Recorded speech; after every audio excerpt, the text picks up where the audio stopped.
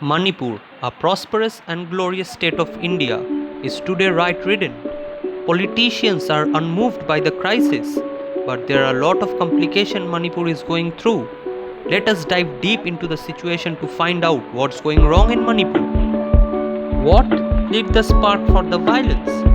Demonstrations by tribal groups against any move to grant the majority Meiteis scheduled tribe status, which the residents of the hills have. The High Court had on April 19th asked the Manipur government, which has been sitting on such a proposal for a decade, to make it stand clear to the Union Tribal Affairs Ministry. The majority Meiteis now fall in the scheduled caste and other backward classes categories.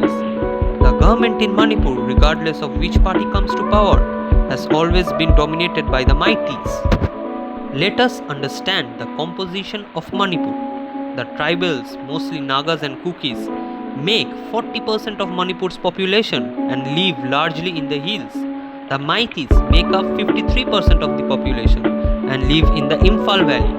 The Fertile Valley makes up about a tenth of the total land mass of the state, while the hills around for 90%. Let's look at the reason why the tribals are angry. The eviction drive, which began in February, declared the forest dwellers as encroachers and was seen as anti-tribal.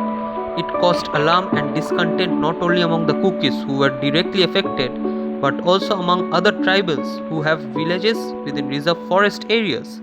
The tribals say they have been inhabitants of the forest even before the forests were notified.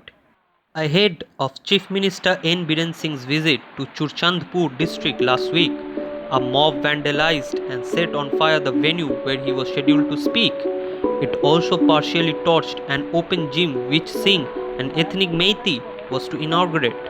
The attack took place 11 hours before a total shutdown called by the Indigenous Tribe Leaders Forum in Churchandpur district. The forum said that despite repeated memorandums against the drive to evict farmers and other tribal settlers from reserve forest, the government has shown no sign of willingness or sincerity in addressing the plight of people. The grievances of the Kukis are that several areas in the hill districts have been declared as reserve forest, protected forest, and hundreds of Kuki tribals have been dislodged from their traditional settlement. The anguish of the Kuki people is not about the evictions but the failures to provide rehabilitation to hundreds of those affected.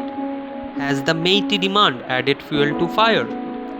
When the Tribal Solidarity March, organized by the All Tribal Student Union Manipur, was announced for Wednesday to protest the proposal to grant ST status to the Meitei community, there were fears this could lead to tension and clashes.